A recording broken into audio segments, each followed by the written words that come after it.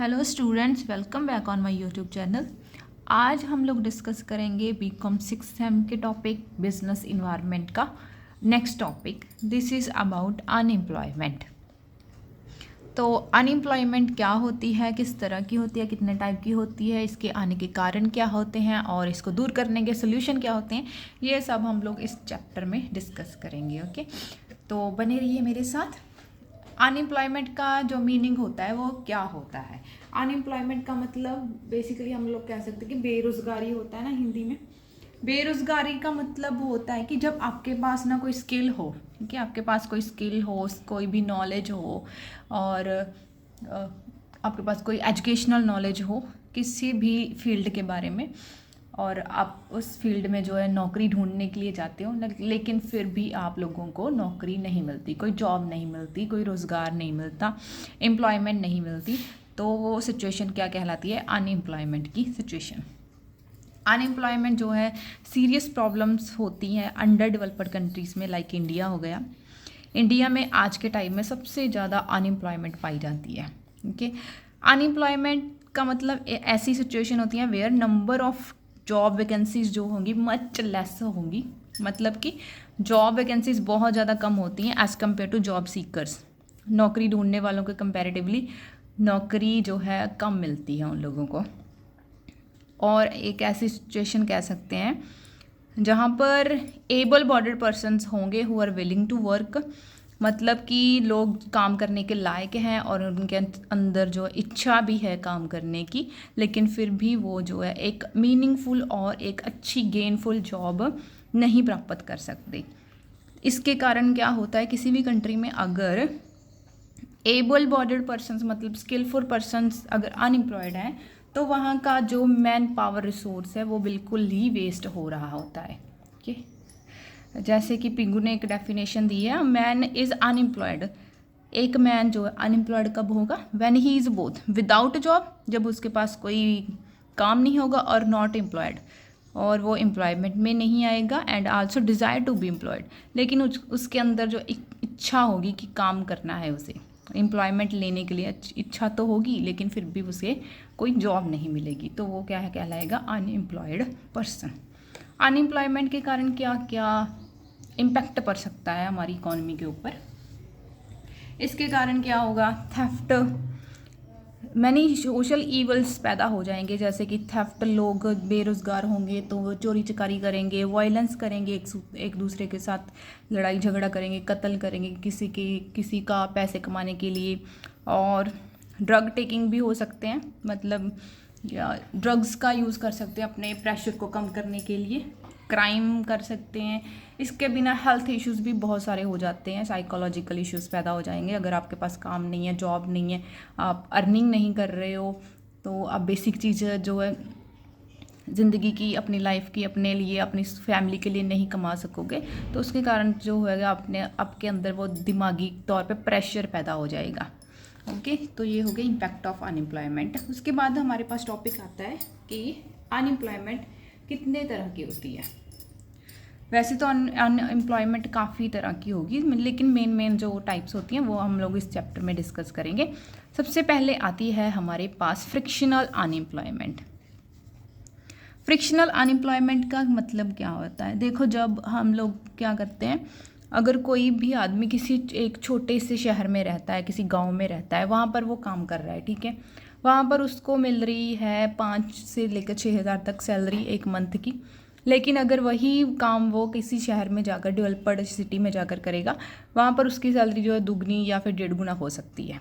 तो इस कारण लोग क्या करते हैं, एक प्लेस से दूसरी प्लेस मूव करते हैं जॉब के लिए, इंडस्ट्री के को ज्वाइन करने के लिए, ताकि वो हाई अर्निंग जो है ले सकें। तो उसको क्या होगा, अगर वो एक जगह से दूसरी जगह जॉब छोड़कर जा रहा है तो काफ़ी सारा टाइम उसका जो वेस्ट होगा जॉब ढूंढने में, नई जॉब ढूंढने में, उस टाइम पीरियड में, छोटे से टाइम पीरियड में वो क्या रहेगा? बेरोज़गार रहेगा। उसको हम लोग फ्रिक्शनल अनएम्प्लॉयमेंट बोल देते हैं। ओके, उसके बाद हमारे पास आती है स्ट्रक्चरल अनएम्प्लॉयमेंट। स्ट्रक्चरल अनएम्प्लॉयमेंट क्या होती है? ये जो है पैदा होगी टेक्नोलॉजिकल चेंजेस के कारण। जब हमारी इकोनॉमी में और ऑर्गेनाइजेशनल स्ट्रक्चर में कोई भी चेंज आएगा, न्यू टेक्नोलॉजी हम जब अडॉप्ट करते हैं, तो फिर जो है लोगों के पास उतनी नॉलेज नहीं होती कि वो न्यू टेक्नोलॉजी को आसानी से चला सके, यूज़ कर सके। इसके कारण भी कई लोगों को जो है नौकरी चली जाती है, कई लोग बेरोज़गार हो जाते हैं। उसको हम लोग स्ट्रक्चरल अनएम्प्लॉयमेंट कहते हैं। Next one is seasonal unemployment. Seasonal unemployment होगी, सीजन किससे रिलेटेड होगी ना, ठीक है। जैसे कि ये सबसे ज़्यादा पाई जाती है हमारे पास एग्रीकल्चर में। एग्रीकल्चर में क्या होता है, एक किसान जो है पूरे साल काम नहीं करता, वो 2-3 महीने जो है सीज़न लगाता है। 2 बार सीज़न आता है आई थिंक साल में, वो 2 बार 3-3 महीने, 6 ऑलमोस्ट 6 मंथ जो है रोज़गार में होगा। उसके बाद बाकी के 6 मंथ जो है उसे किसी और जगह में जाना पड़ेगा काम ढूंढने के लिए, रोज़गार ढूंढने के लिए। उसे बोलते हैं हम लोग सीजनल अनएम्प्लॉयमेंट। इसके बिना इंडस्ट्री में भी ये पाई जाती है, जैसे कि सीज़न के चेंज होने के, जैसे रेनी सीज़न आ गया, विंटर आ गया, समर आ गई, उसके कारण कई सारे ऐसे बिजनेस हैं। जैसे कि विंटर में आइसक्रीम का बिज़नेस नहीं चलेगा, कि कोई भी कोल्ड ड्रिंक का बिज़नेस इतना नहीं चलता जितना कि नॉर्मली समर में चलता है। इसको बोलते हैं सीजनल अनएम्प्लॉयमेंट। उसके बाद आती है हमारे पास unemployment due to deficiency of demand. ये एक तरह की अनएम्प्लॉयमेंट होगी जो आएगी लोगों के टेस्ट, प्रेफरेंस और नीड के चेंज होने के कारण। ओके, कई बार क्या होता है ना, लोग जो है किसी चीज़ को, किसी भी नए प्रोडक्ट को नहीं, पुराने प्रोडक्ट को जो है परचेज़ करना बंद कर देते हैं। किसी चीज़ की डिमांड जो है एकदम से फॉल हो जाती है, जिसके कारण उसकी डिमांड फॉल होगी तो उसकी प्रोडक्शन में कमी आएगी, प्रोडक्शन में कमी आएगी तो अनएम्प्लॉयमेंट आ जाती है। Okay, next one is voluntary and involuntary unemployment. Voluntary unemployment का मतलब होता है कि अगर आपके पास जो है स्किल है, ठीक है, आपको आपकी स्किल के अकॉर्डिंग जॉब भी मिल रही है और आपके अकॉर्डिंग जो है सैलरी भी मिल रही है, लेकिन फिर भी आप उस जॉब को अडॉप्ट नहीं करोगे, कि आप किसी बेटर ऑप्शन के लिए जो है इसको एक्सेप्ट नहीं करते, रिजेक्ट कर देते हैं किसी बेटर ऑप्शन के लिए। उसे बोलते हैं हम लोग वॉलंटरी अनएम्प्लॉयमेंट, मतलब आप जानबूझकर काम नहीं करना चाहते। उसके बाद इनवॉलंटरी होती है, जो इसका मतलब होता है इसके उल्ट, कि एक बंदा जो है विलिंग टू एक्सेप्ट है जॉब के, क्वालिफाइड भी है, किसी भी वेज रेट पे काम करने के जो है रेडी है काम करने के लिए, लेकिन फिर भी वो जॉब फाइंड नहीं कर सकता। उसको बोलते हैं इनवॉलंटरी अनएम्प्लॉयमेंट। मतलब कि उसकी कोई इच्छा नहीं है अनएम्प्लॉयड रहने की, लेकिन फिर भी मजबूरी के कारण उसको अनएम्प्लॉयड रहना पड़ेगा। उसके बाद last one is about disguised unemployment.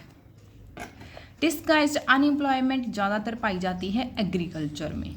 Okay, agriculture में जो सबसे ज़्यादा पाई जाएगी, एग्रीकल्चर में क्या होता है, जब हमारे पास ना ज़रूरत से ज़्यादा जो है वर्कर्स एक स्पेसिफिक काम में लगे होते हैं, ठीक है। जितने नंबर ऑफ़ वर्कर्स की हमें ज़रूरत होती है ना, उससे ज़्यादा अगर हम लोग वहाँ पे लगा लें, उसे हम डिसगाइज्ड अनएम्प्लॉयड कहते हैं। इसके कारण क्या होगा, जैसे कि खेत होता है ना, खेत में अगर 4 आदमी एक खेत में काम कर सकते हैं, लेकिन हम वहाँ पर 6 लगा लें, तो वो जो एक्स्ट्रा 2 लगे होंगे वो क्या होंगे, अनएम्प्लॉयड होंगे बेसिकली। क्योंकि अगर वो हम उन लोगों को हटा दें, निकाल दें काम से, तो भी हमारी आउटपुट के ऊपर कोई फ़र्क नहीं पड़ने वाला। तो ये छिपी हुई बेरोज़गारी होती है, जहाँ पर लोग बेरोज़गार तो होते हैं मगर हमें दिखते नहीं हैं, ठीक है। ओके, तो ये हो गए टाइप्स ऑफ अनएम्प्लॉयमेंट जो कि इंडिया में पाई जाती है, स्पेसिफिकली इस टाइप की अनएम्प्लॉयमेंट। उसके बाद ना हमारे पास एक टॉपिक आता है अंडर एम्प्लॉयमेंट का। अंडर एम्प्लॉयमेंट क्या होती है? अंडर एम्प्लॉयमेंट ना एक ऐसी सिचुएशन होती है जहाँ पर एक पर्सन है does not get work according to his capability due to lack of situational stable jobs. मतलब कि एक पर्सन काम तो कर रहा है, ठीक है, काम के ऊपर तो लगा हुआ है, लेकिन वो उसकी स्किल के अकॉर्डिंग, उसकी नॉलेज के अकॉर्डिंग उसके लिए सुटेबल नहीं है। इसको आप लोग ऐसे समझ सकते हो कि जैसे कि एक कोई भी पर्सन है जिसने मास्टर्स की हुई है, ठीक है, मास्टर्स डिग्री है उसके पास, लेकिन फिर भी वो पीएन की जॉब कर रहा है। ओके, पीएन की जॉब कर रहा है, तो मतलब मास्टर्स की है उसने, तो वो पीएन की जॉब कर रहा है, तो उसके लिए वो लायक है ही नहीं जॉब के, क्योंकि ये जॉब उसके क्वालिफ़िकेशन के अकॉर्डिंग बहुत ज़्यादा छोटी है, फिर भी उसको मजबूर में वो जॉब करनी पड़ रही है। तो देखने के लिए तो वो पीएन लगा हुआ है, एक एम्प्लॉयड पर्सन है, लेकिन उसकी क्वालिफ़िकेशन के अकॉर्डिंग वो उतना नहीं कमा सकता जितना उसको कमाना चाहिए था। इसके अंदर ना बहुत सारे कारण हो सकते हैं, जैसे कि डिस्गाइज्ड छिपी हुई बेरोज़गारी हो सकती है, सीजनल अनएम्प्लॉयमेंट हो सकता है कि सीज़न के कारण सीज़न चला गया उसकी जो है काम करने का, या फिर उसके जो भी वो काम कर रहा था, जिस तरह के वो प्रोडक्शन कर रहा था, उसका कोई सीज़न नहीं है, तो उसको वो प्रोडक्शन बंद करके किसी और बिजनेस में जो है इन्वेस्ट करना पड़ेगा। तो ये होती है अंडर एम्प्लॉयमेंट, मतलब कोई पर्सन के पास रोज़गार तो होता है लेकिन उसकी स्किल के अकॉर्डिंग वो उतना उसके कंपेरेटिवली कम होता है, ठीक है। उसको हम लोग कह सकते हैं भाई कम तो कर रहे हैं, फिर भी कम है नहीं बंदे को। नेक्स्ट टॉपिक इज़ अबाउट कारण क्या होते हैं इंडिया में। बेसिकली अनएम्प्लॉयमेंट आने के कारण क्या है, क्या कारण हो सकते हैं कि लोग इतने ज़्यादा बेरोज़गार पाए जाते हैं इंडिया में, वेलड़ लोग। सबसे पहला कारण है बैकवर्डनेस ऑफ एग्रीकल्चर। सबसे पहला तो मेन यही कारण है कि हमारे पास जो है एग्रीकल्चर के ऊपर हमारी पॉपुलेशन सबसे ज़्यादा है, अबाउट 70% पॉपुलेशन एग्रीकल्चर के ऊपर डिपेंड करती है। ओके, तो एग्रीकल्चर से इतनी आउटपुट जनरेट नहीं होती जितनी कि हम लोग जो है लेना चाहते हैं एज कम्पेयर टू, जैसे कि population heavy pressure of population आ रहा है लैंड के ऊपर। मेथड ऑफ प्रोडक्शन जेडे एग्रीकल्चर के हैं वो ओल्ड हैं, ओल्ड फैशन जो मेथड्स हम लोग यूज़ करते हैं। सबसे ज़्यादा तो लेबर इंसेंटिव टेक्निक जो है फील्ड में प्रयोग की जाती है। एग्रीकल्चर में ज़रूरत है कि वहाँ पर क्या मैकनाइजेशन लाया जा सके, न्यू टेक्नोलॉजी जैसे कि ट्रैक्टर, थ्रेशर, रोटावेटर, ये सारे मशीनरी जो है हम लोग अगर वहाँ पे यूज़ करेंगे तो उसके कारण क्या होगा, एग्रीकल्चर की प्रोडक्शन इंक्रीज़ होगी और डिमांड भी इंक्रीज़ होगी, जिसके साथ एम्प्लॉयमेंट भी इंक्रीज़ होगी। तो पहला बेसिक मेन कारण तो यही है कि बैकवर्डनेस ऑफ एग्रीकल्चर है।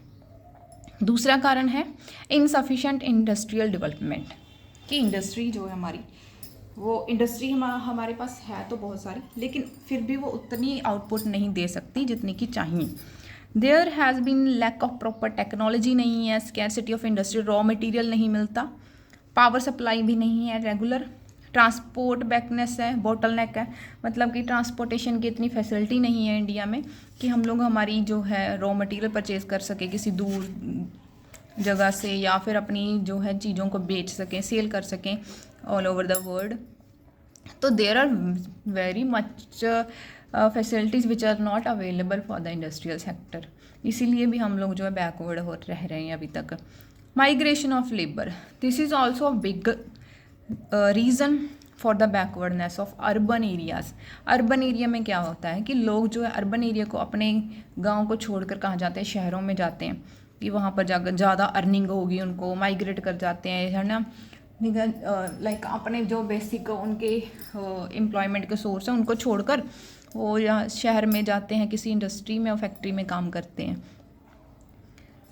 जिसके कारण क्या होगा कि शहरों में तो पहले से ही इतनी ज़्यादा बेरोज़गारी है, और माइग्रेट होकर जो पीपल अर्बन एरिया से, रूरल एरिया से अर्बन में आए हैं, उनकी भी तादाद बढ़ जाएगी, तो ऑल ओवर बहुत सारे लोग जो है बेरोज़गार यहाँ पे हो जाएंगे। Next reason is capital incentive technique की कमी है। Industries in India have been constantly restoring modernisation, market manipulation, rationalization, automation of machine, mechanization and other labor saving devices. Thus the process of replacing human labor by machine is continuous one, कि India में आजकल के time में industry, हर एक industry try करती है कि वो नई से नई मशीन जो है लगा सके, मॉडर्नाइजेशन कर सके अपनी इंडस्ट्री की, जिसके कारण क्या होगा, इंसानों की लेबर की जगह किसने ले ली है, मशीनों ने ले लिया, इसलिए भी लोग ज़्यादा जो है बेरोज़गार हो रहे हैं।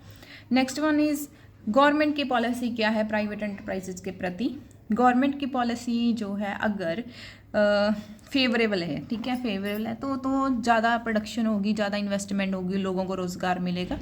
अगर गवर्नमेंट की policy not conductive to growth है, मतलब फेवरेबल उसके ऑपोजिट काम कर रही है, तो वहाँ पर रोज़गार की कमी आ जाती है। Next one is increase in labour force, working force बहुत ज़्यादा हो गई है इंडिया में, पॉपुलेशन के इंक्रीज़ होने के कारण लेबर फोर्स बढ़ गई है। नाउ डेज वूमेंस जड़े ने वो भी काम ते लग गई, मैन की जगह पर वुमेन्स ज़्यादा काम करने लग गई हैं, इसके कारण लेबर सप्लाई इंक्रीज़ होने के कारण भी बेरोज़गारी आ गई है। उसके बाद defective educational system, this is also big, very big reason. हमारे पास जो है एजुकेशन सिस्टम की बहुत ज़्यादा कमी है। हम एजुकेशन सिस्टम जो है बहुत ज़्यादा पुअर है इंडिया का। हमें जो है एंटरप्रेन्योरशिप या फिर किसी सेल्फ एम्प्लॉयमेंट के बारे में नहीं सिखाया जाता। हर एक बंदे को जो है सिर्फ इतना सिखाया जाता कि उसने डिग्री लेनी है, एक डिग्री लेनी है बस। उसके बाद यूनिवर्सिटीज़ और कॉलेजेस कोई भी ऐसा काम नहीं करते जिससे जो है बच्चों को, स्टूडेंट्स को डिग्री लेने के बाद कोई नौकरी मिल सके, या फिर कोई भी ऐसा प्रोग्राम नहीं चलाया जाता गवर्नमेंट के द्वारा कि उनको जो है रोज़गार दिया जा सके या फिर उनकी स्टार्टअप करने में कोई हेल्प मिले उनको। Next one is lack of national employment policy. इसके बिना इंडिया के पास कोई अच्छी एम्प्लॉयमेंट पॉलिसी भी नहीं है, जिसके कारण जो है सीरियस कोई भी एफर्ट करता ही नहीं है मैन पावर प्लानिंग के लिए कि मैन पावर को जो है किसी अच्छे तरीके से यूज़ किया जा सके। उसके बाद है जॉबलेस ग्रोथ। इंडिया में जीडीपी तो बढ़ रही है लेकिन जॉबलेस है, कोई भी ऐसा सेक्टर नहीं है जो लोगों को सबसे ज़्यादा जॉब प्रोवाइड कर सके, क्योंकि अब के टाइम में सबसे ज़्यादा सेक्टर में स्किल्ड लेबर की रिक्वायरमेंट होती है और इंडिया में ऐसे लेबर बहुत कम मिलते हैं जिनके पास स्किल होगी। तो ये सारे कारण थे इंडिया में अनएम्प्लॉयमेंट आने के।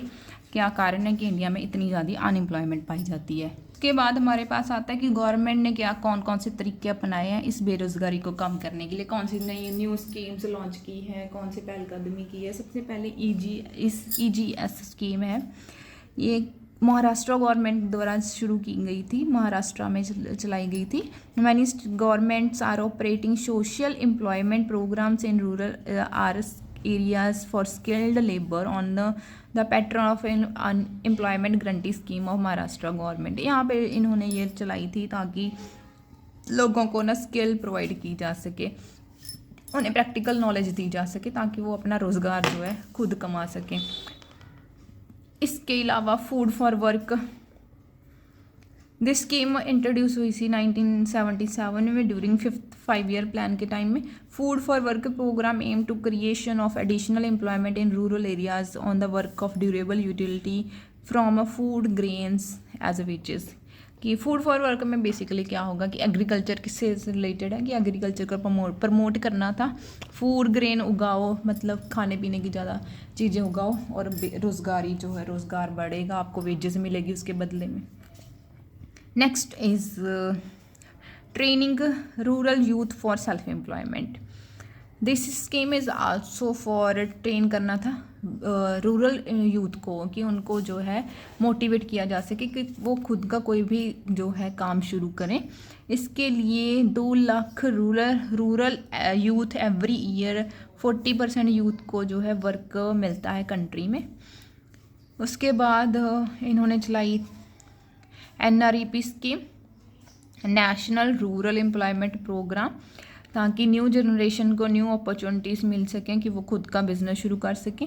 The main purpose of provide employment opportunities in agriculture season through productive rural areas, ये भी एग्रीकल्चर से रिलेटेड है। लास्ट वन इज़ हमारी IRDP programme, this is integrated rural development programme aim to raising poorest of the people, poor people above the poverty line।